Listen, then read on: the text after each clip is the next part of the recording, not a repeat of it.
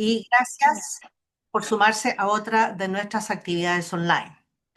Antes de continuar, quiero recordarles que este evento cuenta con traducción simultánea español-inglés, inglés-español, para la que solo tienen que elegir el idioma para el que quieren traducción en la imagen de globo en la parte inferior de sus pantallas. Please remember that simultaneous translation Spanish-English, English-Spanish is being provided for this event. You just need to click on the icon of a globe at the bottom of your screen and select the language for which you need interpretation. Retomamos hoy nuestra reconocida serie Embajadores, en la que conversamos con los embajadores en Chile de países de la cuenca del Pacífico sobre los principales aspectos de las relaciones bilaterales y de la coyuntura internacional con impacto regional. En esta ocasión retomamos el diálogo con el embajador de la República Popular de China, Su Excelencia Niu Qingbao, a quien ya tuvimos en este mismo espacio hace algunos años, cuando estaba empezando su gestión en nuestro país y a quien voy a presentar en unos minutos.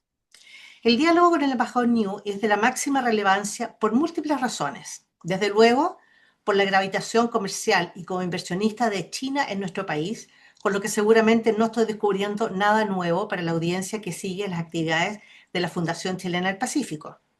En el plano comercial, el intercambio bilateral se empinó hasta los 67.000 millones de dólares en el 2025, con un crecimiento promedio anual del 8% en los últimos 5 años.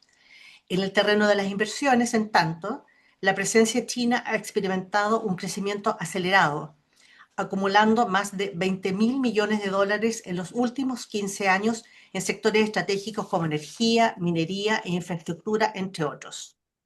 Así, China permanece como un actor clave para las necesidades de diversificación comercial de Chile, así como uno de los principales centros de actividad de promoción de exportaciones y captación de inversiones, a cargo de las autoridades de gobierno y representantes del sector privado. La continuidad de los Chile Week en China, este año programado para el mes de octubre o noviembre, no está clara la fecha, son una muestra de la centralidad de China para el país. Adicionalmente, ¿qué duda cabe que los cambios y tensiones de enorme calado y naturaleza geopolítica y geoeconómica por los que atraviesa el escenario internacional, con China como protagonista de primer nivel, hacen especialmente oportuno y necesario este evento?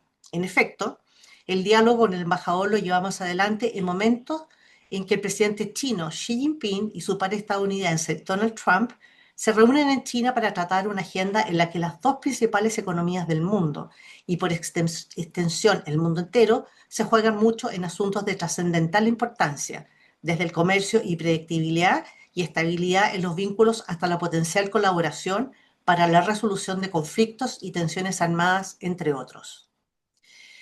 Y para hablar de todos estos temas, entonces, voy a presentar al embajador Niu Qingbao, representante en nuestro país desde el 2021.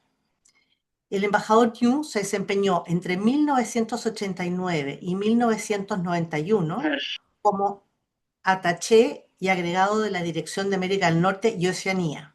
Entre 1991 y 1995 fue agregado y tercer secretario de la Embajada de China en Australia.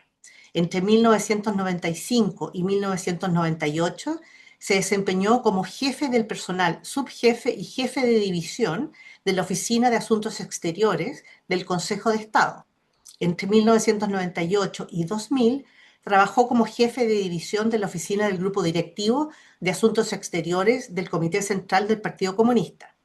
Entre el 2000 y 2006 fue el primer secretario y consejero de la Embajada de China en Estados Unidos. Entre el 2006 y 2008 fue el subdirector general de la Dirección de Asuntos de Seguridad Exterior. Entre el 2008 y 2010 trabajó como subdirector del distrito de Nankai en la ciudad de Tianjin. Entre 2010 y 2012 se desempeñó como cónsul general en Mumbai. Entre el 2012 y 2015 fue el cónsul general en Auckland, Nueva Zelanda. Y entre el 2015 y 2017 trabajó como embajador en Jamaica. Entre el 2017 y 2018 cumplió funciones como director general de la Dirección de Asuntos de Seguridad Exterior y entre el 2018 y 2021 se desempeñó como vicealcalde de la ciudad de Chengdu en la provincia de Sichuan. Bueno, habiendo presentado al embajador, le doy la bienvenida. I give you the welcome again, Ambassador, and a special thanks from our part for accepting our invitation to be part of this Ambassador series once again.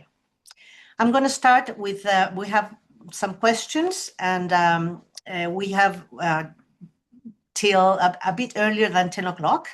And so we're going to go, and please, if you want to add something else, Ambassador, you're welcome to do so, apart from the questions that I'm going to pose to you. I'm going to start on the bilateral trade and global volatility. Bilateral trade remains steady despite a troubled international landscape impacting overall trade flows. As of December 2025, it reached more than $67 billion with an average annual growth of over 8% during the last 5-year period, just as I mentioned just a few minutes ago. Given the current distressed global environment, what factors give you confidence that this momentum will be sustained over the next 5 years? Well, good morning, Loreto. First of all, greetings to you and your colleagues at the Fundación Chilena del Pacífico. And please also allow me to use this opportunity to say hello to your audience from Chile as well as from other countries. And as ambassador of the People's Republic of China to the Republic of Chile, I'm honored to keep in touch with you and your audience and exchange on a variety of topics that have to do with our bilateral relations as well as the international situation. Now, about your questions. So, as you just correctly said, that the China-Chile bilateral relationship is very close. And the sustained growth of China-Chile bilateral trade rests on several solid foundations. 3 among them stand out. First is the institutional dividends. Chile has always been at the forefront of Latin American countries in developing relations with China, setting many firsts. For example, it was the first to sign a bilateral free trade agreement with China and first to establish a comprehensive strategic partnership. This provides a solid institutional foundation for the deepening and expansion of bilateral trade and investment cooperation. And second is the highly complementary economic structures. China has a long-term and a stable demand for Chile's key minerals such as copper and lithium, while Chilean cherries, wine, salmon, pisco, and other premium products are gaining increasing recognition in China. Meanwhile, high-quality and cost-effective Chinese electronics, automobiles, machinery, and equipment are favored by Chilean consumers and businesses alike. China has been Chile's largest trading partner for 16 consecutive years, and is both its largest export market and largest source of imports. This strong economic complementarity serves as the inherent driver for the sustained growth of our bilateral trade. And the third one is steadily upgrading cooperation. Chinese enterprises are actively participating in Chile's clean energy, transportation infrastructure, healthcare, digital economy, and other sectors, creating numerous jobs and promoting technology transfer and industrial upgrading. China and Chile are deeply integrated in areas such as alignment of standards, technical collaboration, and talent exchanges, advancing our cooperation towards higher levels, broader fields, and greater sustainability. Thank you so much, Ambassador. So given this strong base of our relation, everything points that we're going to continue in the same trend then the next years, and we hope that this only will increase. Now, on paperless certification and the Belt and Road Initiative. The paperless certification for Chilean agricultural products is a direct result of a 2023 Memorandum of Understanding, which was in turn framed under Chile's participation in China's Belt and Road Initiative. How would you assess the progress of the Belt and Road Initiative in Chile so far? Are there more such agreements in the pipeline?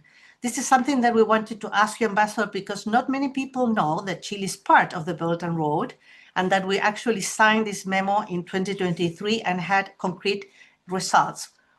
So what can you add under the frame of this Belt and Road initiative? Well, this is a very important topic and a good question, and it's a good opportunity to let it be known to as many people as possible. As you just correctly pointed out, that effective from April 20th, 2026, Chile has become the first country in the world to achieve full process paperless phytosanitary certification for agricultural and forestry products exported to China. This is yet another important outcome of China-Chile inspection and quarantine cooperation and trade facilitation under the framework of the Belt and Road Initiative. It has significantly shortened customs clearance time and reduced the trade costs, marking the forefront position of China-Chile cooperation in trade digitalization in Latin America. This shows how Belt and Road cooperation has deepened and delivered tangible results in Chile in recent years. With the hard connectivity of infrastructure and the soft connectivity of rules and standards advancing in parallel, our practical cooperation is making steady progress toward a higher level. China and Chile are worlds apart geographically, but under the Belt and Road Initiative framework, we have overcome the tyranny of distance. China stands ready to work with Chile to continue upholding the principles of extensive consultation, joint contribution, and shared benefits. We will tap deeper into cooperation potential in the digital economy, green development, and mutual recognition of inspection and quarantine, and actively prepare more cooperation agreements and promote trade and benefit people's livelihoods. By doing so, we can advance mutual benefit and win-win outcome together. As I just pointed out to answer the first question, Chile has made many firsts in its relationship with China among Latin American countries, while joining Belt and Road Initiative is another one of the firsts. And both China and Chile have been cooperating as well as benefiting from this very important initiative. And I strongly encourage Chile to fully utilize this Belt and Road Initiative to advance our bilateral cooperation. Thank you so much, Ambassador. So there are not any particular agreement in the pipeline right now under this Belt and Road Initiative, no? It's a full cooperation, but there's no any memorandum further or any other agreement that we should know anything about it under negotiations or anything? If there is anything that is worthwhile, first of all, I'll let you know. Okay, thank you so much, Ambassador.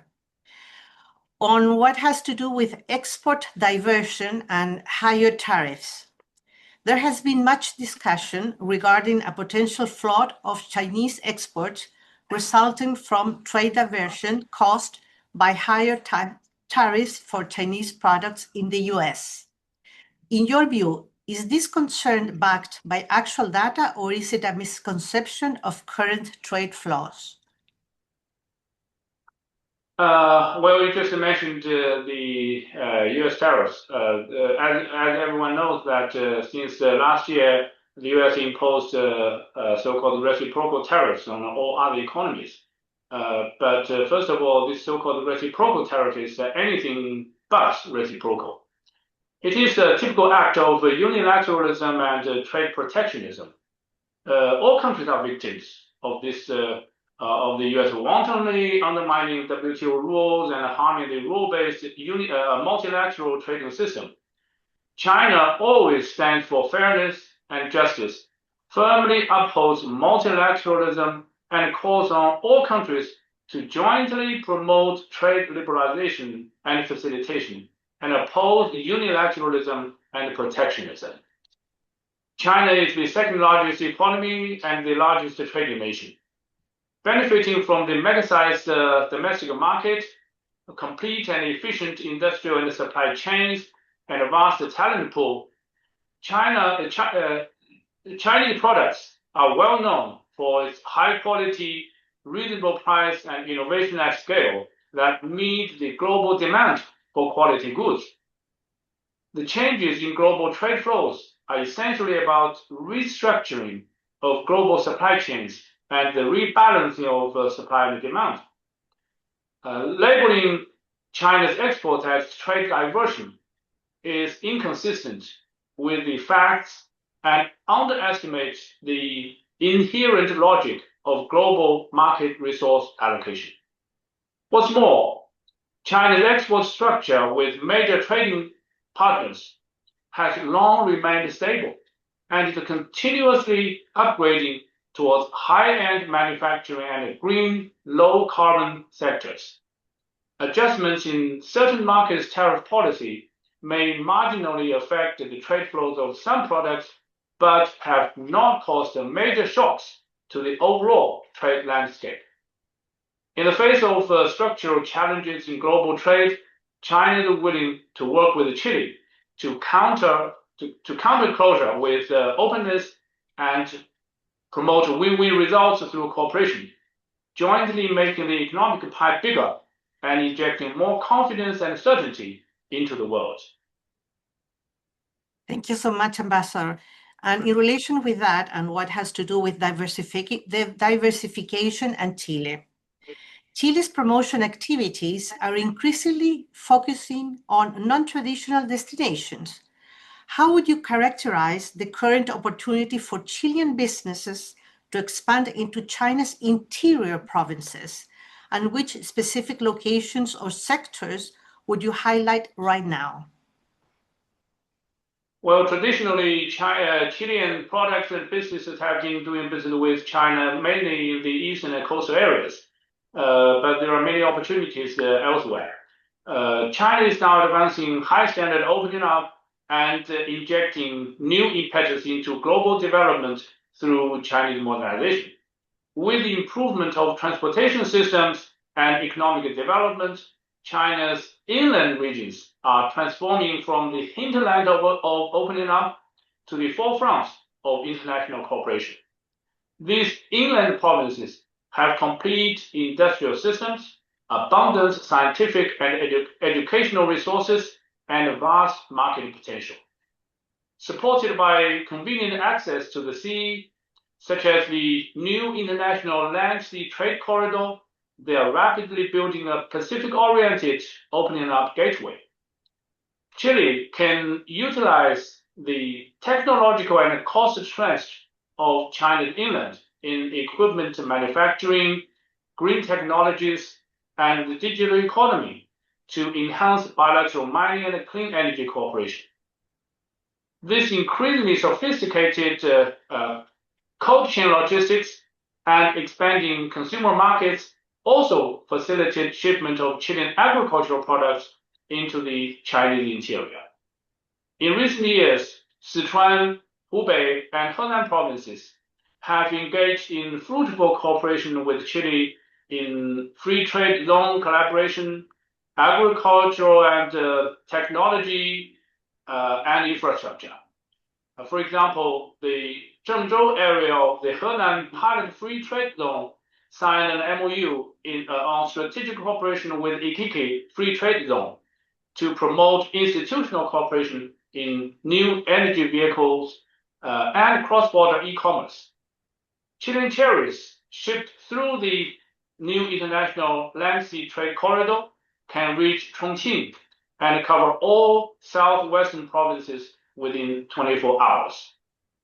Looking ahead, we are ready to further utilize the strategic pivotal role of our inland provinces, deepen China-Chile cooperation in clean energy, digital economy, transportation infrastructure, and in other fields, and jointly establish a benchmark of high-quality Belt and Road cooperation between China and Chile. We sincerely welcome our Chilean friends to visit China's inland provinces more often to find more cooperation opportunities. And for your information, China adopted a unilateral visa waiver policy towards the Chilean passport holders. So Chilean business people and tourists can feel free to visit China, buy a flight, and pack and go without prior application for a Chinese visa. That will further facilitate trade, tourism, and other cross-border travel between our two countries. Thank you very much, Ambassador. Indeed, the visa waiver, that's something that we tend to forget. We're not used to it, and it's a very good thing to have in mind when you want to go to China to open new markets or even to go to the interior, as you just suggested. And it's very interesting to learn about this the Iquique free zone and the memo that you signed that has to do with cooperation with China. On the importance of business missions to China, in connection with China's across-the-board high-tech capacities in many crucial sectors, would you recommend Chilean business people to embark on in-person engagement and/or business missions to China should they want to obtain an accurate sense of the advancement and opportunities up for grabs? Definitely. Lorenzo, as you mentioned, China has built the world's most complete industrial system with the scale and comprehensive competitiveness of its strategically emerging industries continuing to rise.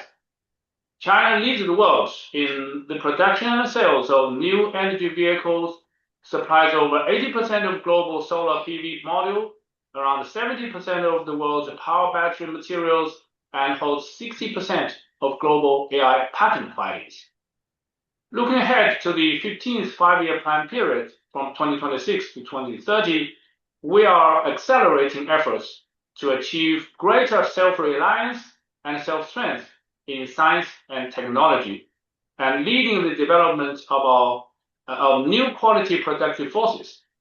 These technological accumulations and industrial strengths are effectively aligning with the needs of Chile's economic transformation. In the clean energy sector, China's solar, photovoltaic, energy storage, and green hydrogen technologies are supporting Chile's energy transition. In mining cooperation in intelligent extraction and green smelting technologies, they have shown initial results. In agricultural technology, digital cold chain and smart logistics these digital cold chain and smart logistics, they provide efficient pathways for Chilean agricultural products to directly reach China's inland markets. In the digital economy, 5G and data center construction offer robust support for building Chile into a regional digital hub. A rapid technological iteration has also given rise to a constant stream of new business forms and models. Live streaming e-commerce is profoundly reshaping the consumer market landscape. Smart industrial parks have achieved the full chain digitalization from energy management to logistics scheduling, and large AI models are accelerating their penetration into sectors such as manufacturing, healthcare, and finance. Thank you, Ambassador. And as a personal experience, I had the chance to be part of 2 business missions to China, not last year, but the year before. And it's really, I should encourage for those people who want to make business in China to go and explore and visit personally. You will be impressed on all what has just said the ambassador. In different companies, in different industries, there are many developments that are out of your mind, and there are many opportunities. And even further, Ambassador, we would like to organize the Chile Pacific Foundation together with some members of our board. We would like to organize a business mission at the end of the year to China. We will see if we can put it together for this year. If not, it will be next year. But we strongly encourage for all of the people who want to make business with China to go and visit and explore all the opportunities that are there for our economy and for the bilateral relation at the end of everything. So thank you very much for that information. On what has to do with investment perception and infrastructure. Regarding Chinese investment in Chile, has the episode of the undersea cable project significantly impacted Chinese perceptions of Chile as a strategic investment destination? If so, in what way has that perception been modified? And I have a question here from our public, from our audience, that she makes reference to the investment of the Chancay port in Peru. And she would like to know where there hasn't been a Chinese infrastructure investment of this scale in China. So both questions are related, and we would like to hear your views on this, Ambassador. First of all, a couple of more words about for your last question about traveling to the inland. In China, we say seeing is believing. To truly grasp the cooperative opportunities amid these transformations, on-site visits and in-person engagements are really indispensable. So we welcome our Chilean friends to visit China to experience firsthand the real pulse of technology application, from exhibition venues to industrial parks, from research and development institutions to the front lines of manufacturing, so as to explore cooperation opportunities and share in the dividends of development. Now about your question on investments. For a long time, Chinese enterprises have had confidence in the prospects of China-Chile economic and trade cooperation. This confidence is based on our highly complementary economic structures. Chile's stable legal environment, abundant resource endowments, and its openness and non-discrimination to foreign investment. The China-Chile submarine cable projects, as a normal commercial cooperation, will further strengthen Chile's position as a digital hub in Latin America's data communications and create a brand new direct digital connectivity artery between South America and Asia. The project will be transparent and be compliant with the Chilean laws, and therefore does not harm at all the national security of Chile as well as in the region.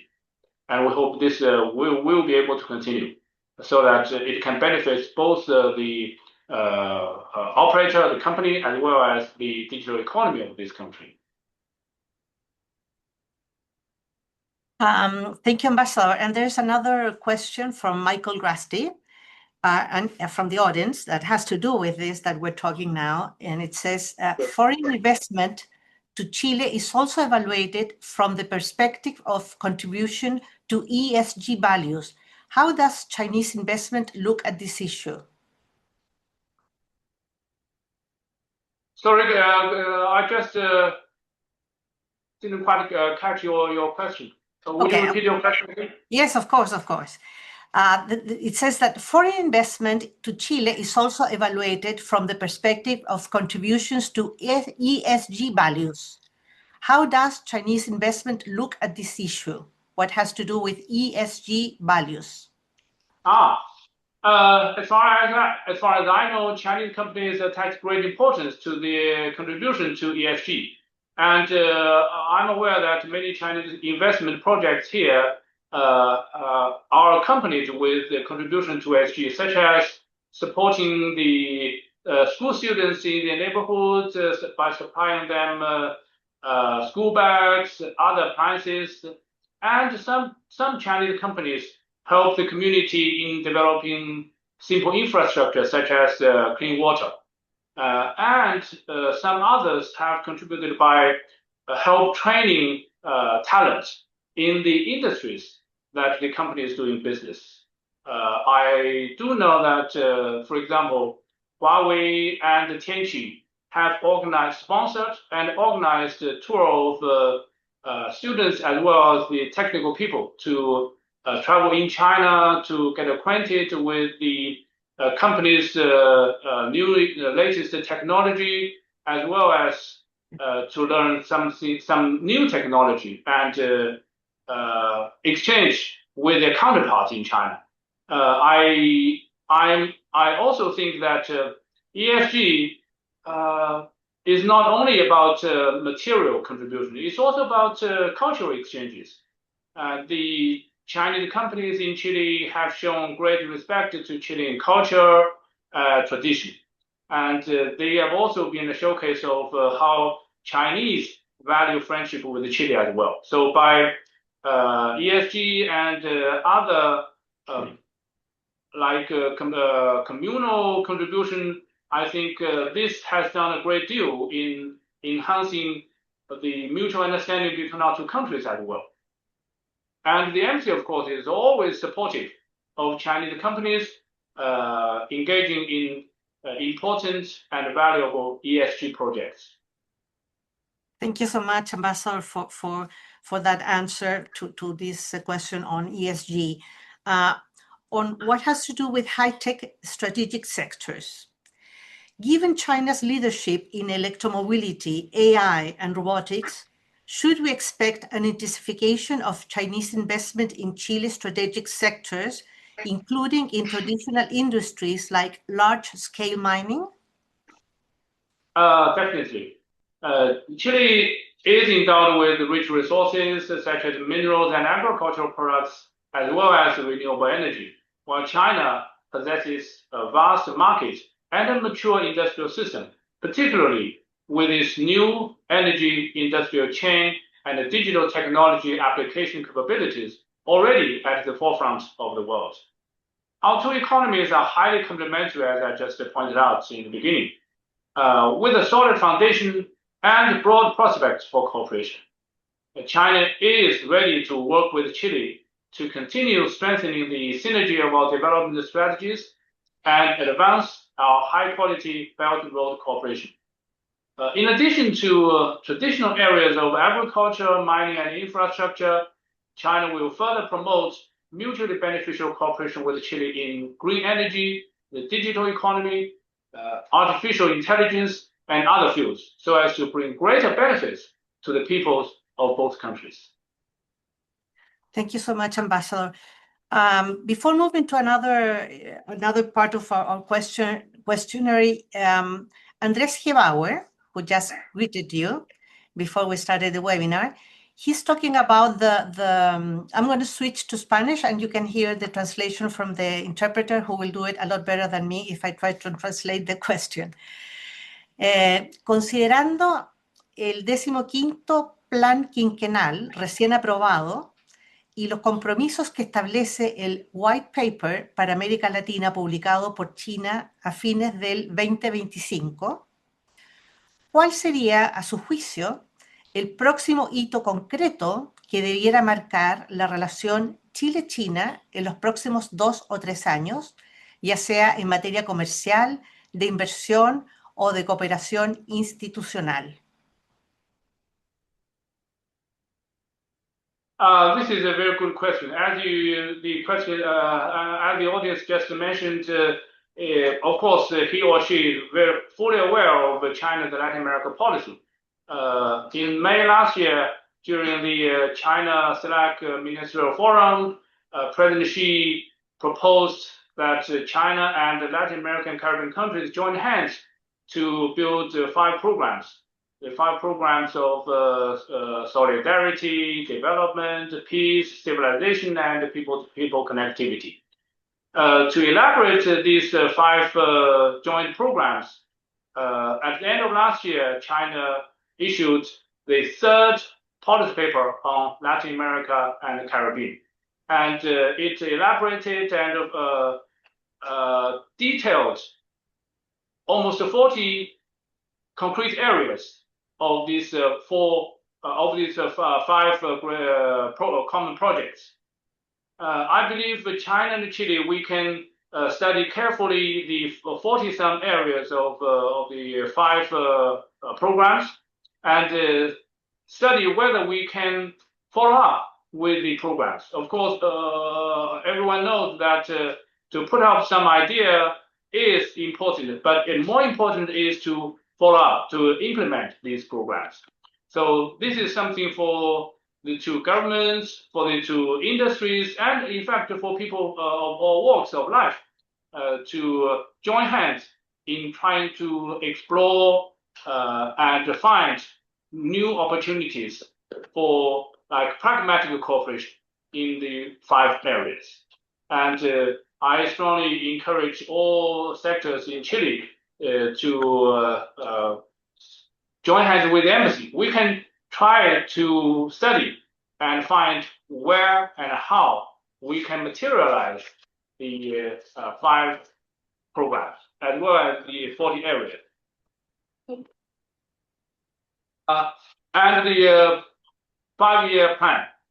The 5-year plan concerning Latin American countries, especially Chile, it donates a specific chapter of high-level opening up, such as self-initiated, high level of opening up in the areas of more and wider trade, on self-initiative, cooperation in trade regimes, and in other areas.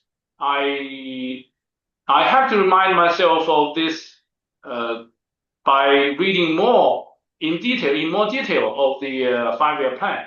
But I think we can find another opportunity to screen, to read in more detail of the 5-year plan as well as the 3rd policy paper on Latin America to see how these 2 important documents can align with each other. Wonderful, Ambassador. That's well, now Andrés Gebauer, our Chile representative in China, has more work to do looking at these two important documents, as you just mentioned. There are 2 questions that, Ambassador, maybe you could suggest these 2 people, that because they're very specific on some products, and I don't know if you will be able to answer them. For example, what opportunities are for the pisco Chileno in China, or for what is the current status of sulfuric acid exports from China to Chile. If you don't have answer for that, could you let us know how can these people contact someone from the embassy or from your commercial office to have some feedback? You mean pisco exports to China? Yes. Yeah. In fact, for me, it was also a pleasant surprise to find that Chilean pisco is gaining more and more popularity in China. In the past, I was only aware that Chilean wines are like the best ambassadors of Chile. But now it seems the pisco is joining the ranks of wines and salmon and cherries. So I think this is a new area of bilateral trade. I think because in agriculture in the past it was many farmers from the center, from the middle and the southern part of the country benefiting. Now since pisco is mainly from the north, so farmers in the north will also be able to benefit from this bilateral trade. I strongly encourage pisco makers and traders to join the Chile Week in China to showcase their quality and premium piscos. There is some similarity between Chilean pisco and Chinese baijiu liqueur. So I think it is not surprising for Chinese to get more used to Chilean piscos. That of course needs promotion as well as the quality of the product itself. What's the next question? Well, I think this is one of the spillover effects of the closure of the Strait of Hormuz. This seems to be impacting the whole world because this Hormuz is such a critical channel for global needs of oil, natural gas, as well as other important products. Oil and natural gas are important raw material of sulfuric acid. So without abundant supply of raw material, the production of the intermediate products, in this case, sulfuric acid, cannot be guaranteed. So this is mainly due to a limit of production. And that said, I think the root cause of all the problems that we are facing in the supply chain is due to the closure of the strait. And the reason behind the closure of the strait is because of the war. And the war, of course, from the very beginning, is a war of choice. It has no basis in the international law. It has no United Nations security authorization. So China's stance on this issue has been consistent and clear. We have always been appealing for resumption of talks and ceasefire, peace talks, as well as a solution to all the questions. You might be aware that China has been working very hard for the stability and peace of the Middle East. President Xi Jinping, in mid-April, put forward China's 4 main propositions on this. So we hopefully, the international community will join hands with China to materialize ceasefire or possibly, preferably permanent stop of violence for the stability of the Middle East and for the benefit of the world at large. Yes, Ambassador, thank you so much. My next question is related with the Xi-Trump summit. And so I take the advantage of this last comment to ask you whether this issue will be in the agenda of this summit. But also we would like to know what does China expect from this meeting, apart from whatever they talk about this war? Would it be realistic to expect a big turn in the dynamics between China and the US in the short term, at least in what has to do with trade? As of now, President Donald Trump is now in China for a state visit at the invitation of President Xi Jinping. The two presidents, of course, they meet each other in person since their Busan meeting last October. This is also the first state visit by a U.S. president in China after 9 years. This will, of course, be a good opportunity for the two sides to have an in-depth exchange of views on major issues concerning China-US relations and world peace and development. The news about this important visit and the bilateral talks has been covered by China's official Xinhua News Agency, as well as covered on CCTV, China's central television.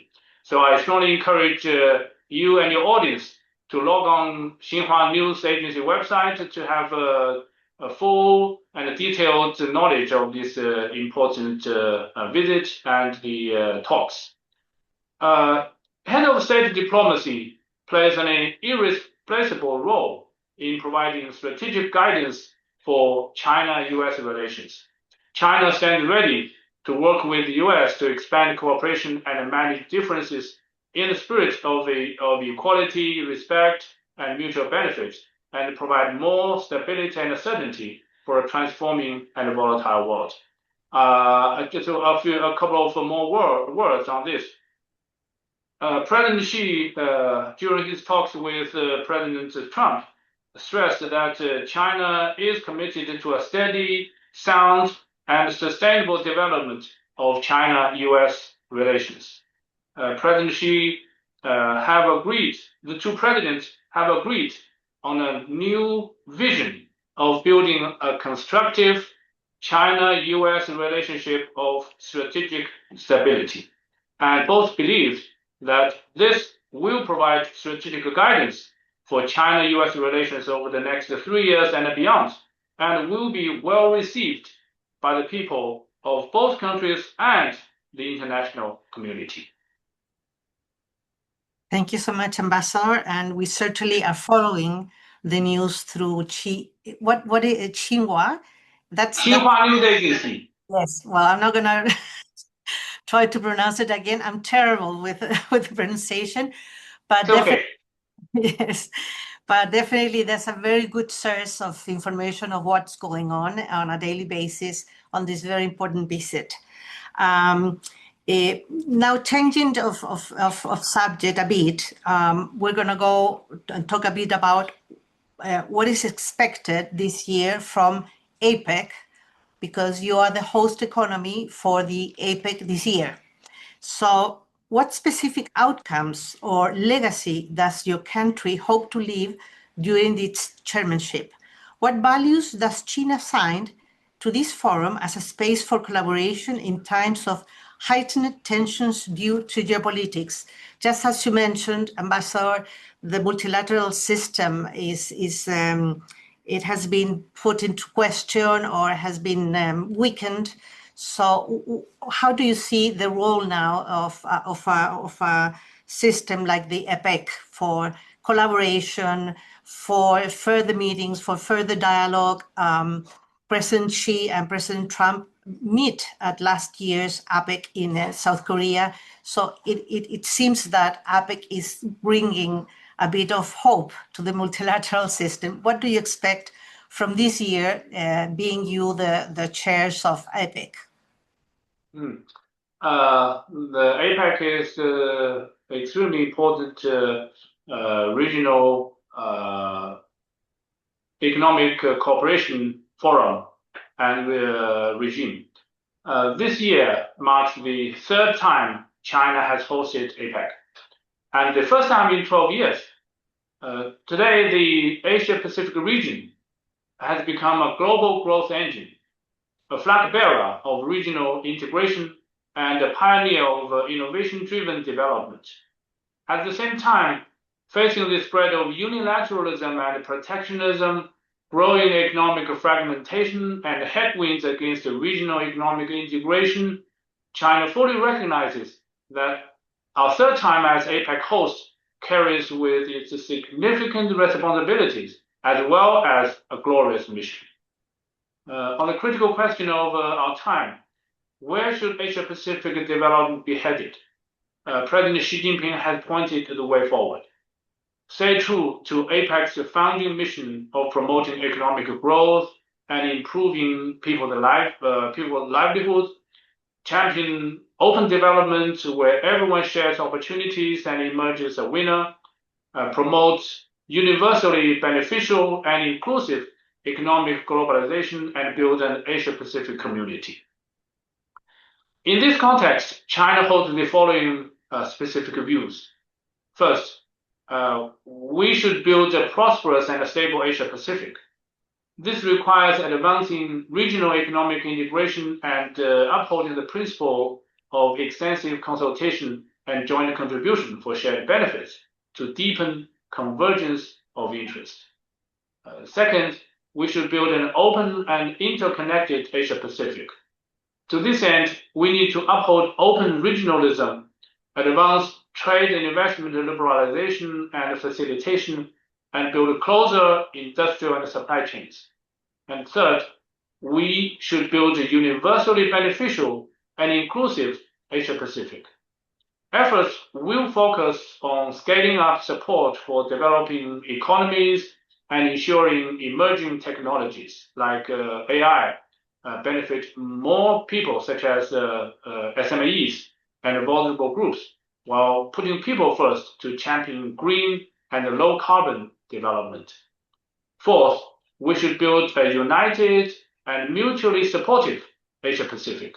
This involves implementing the Putrajaya Vision 2040 with a view to realizing the goal of an open, dynamic, resilient, and peaceful Asia Pacific community. Guided by these considerations, China has set this year's theme as building an Asia Pacific community to prosper together. Centered on the priorities of openness, innovation, and cooperation, China will advance the following key tasks. Firmly upholding one main goal. The priority is to work towards a clear, substantive outcome document at this year's leaders' meeting. By holding high the banner of building an Asia Pacific community, China aims to explore objectives and a roadmap for community building in the period ahead. Exploring two key pathways. Efforts will focus on exploring ways to better synergize the RCEP and CPTPP to broaden the path toward the FTAAP. Meanwhile, we aim to work toward an upgraded blueprint to make a physical, institutional, and people-to-people connectivity more solid and effective. Accelerating three major transformations. Driven by digital, smart, and green transformation, the goal is to actively build science, technology, and innovation partnerships. This includes leveraging AI to empower growth and putting forward more cooperation initiatives in green and low carbon development, and deepening multifaceted cooperation. Practical cooperation will be deepened across fields such as fighting corruption, fiscal, transportation, tourism, public health, aging, and food security. Further steps involve strengthening interactions among SMEs, human resources, women, youth, and the media to facilitate mutual travels and forge closer people-to-people ties. Both China and Chile are important members of APEC. We have joined hands in contributing to the integration of Asia Pacific community as well as the operation of APEC itself. And President Kast is expected to attend the APEC leaders meeting this November in Shenzhen. And I think and believe this will be another important opportunity for China and Chile to join hands in promoting not only bilateral cooperation, but also regional enhancements of the integration and building Asia Pacific community of prosperity and shared benefit. Thank you very much, Ambassador, for that information. And I'm sure that you are aware that President Kast just appointed the new APEC Business Advisory Council members. He appointed 3 business members and 3 alternate members to participate in the Business Council for APEC. So we are all going to be there at the end of the year in the last APEC meeting and also the APEC CEO Summit. And of course, they're going to participate in the dialogue with leaders. We may ask, this is between brackets, it would be nice that if they could meet with you, these new APEC members. And so we will arrange that afterwards, Ambassador. Maybe it will be interesting for them to meet you and to share your views on APEC and APEC as well. So that close the bracket. The embassy door is always open to friends from Chile to exchange how we can better cooperate. Thank you so much, Ambassador.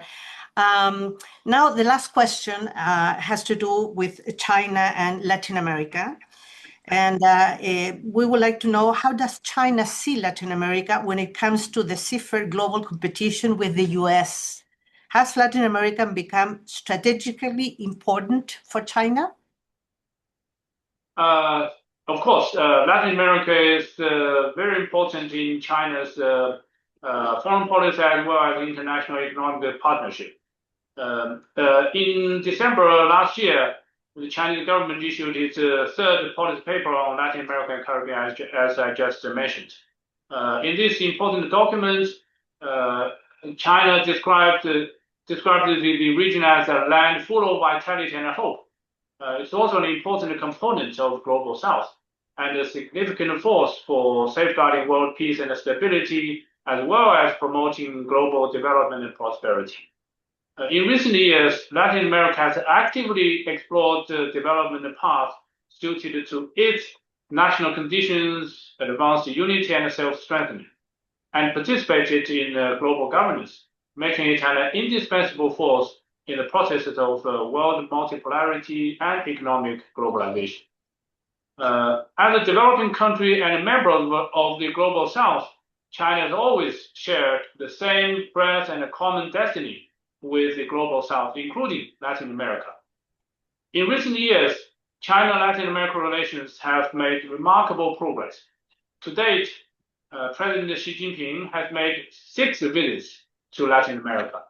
With 24 countries in the region now participating in the Belt and Road Initiative, trade between China and Latin America has exceeded $500 billion. As a top trading partner for Chile and many other regional nations, China is working with Latin America to reshape global governance, forging a community with a shared future that progresses together. At the same time, as once-in-a-century transformation unfolds at an accelerating pace, and an international landscape grows more turbulent and complex, the development of China-Latin America relations faces growing external uncertainties. At the opening ceremony of the 4th ministerial meeting of China Select Forum last year, President Xi Jinping proposed the 5 major projects of China Select: unity, development, civilization, peace, and people-to-people connectivity, pointing the way for building a China Select community with a shared future in a new era. It must be emphasized that China-Latin America cooperation is based on mutual respect, equality, mutual benefit, and win-win outcomes, and is free from geopolitical calculations.